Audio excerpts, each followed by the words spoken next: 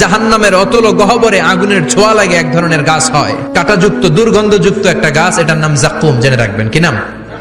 জাক্কুম। বিশ্বনবী বললেন তিরমিজির বর্ণনায়, জাক্কুমের একটা টুকরা যদি আল্লাহ দুনিয়াতে ফেলে, পুরো দুনিয়াটা দুর্গন্ধে সয়লাব হয়ে যাবে।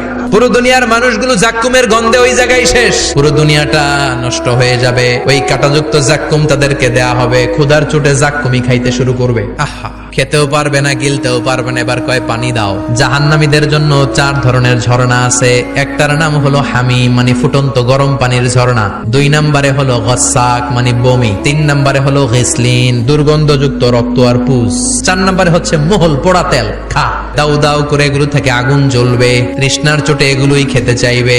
এগুলোর পেয়ালা যখন মুখের সামনে আসবে, এগুলোর উত্তাপে গালের গোশত, চোখের গোশত, কপালের গোশত গুলো ঝলসে ঝলসে পানির মধ্যে পড়ে যাবে। তৃষ্ণার চোটে না পেরে ওইটাই গিলবে, যেখান দিয়ে বেরোবে কেটে ছিঁড়ে শেষ হয়ে যাবে। দিস ইজ জাহান্নাম। আমরা জাহান্নাম থেকে পানাহা চাই। চিল্লায় বলেন ঠিক কিনা?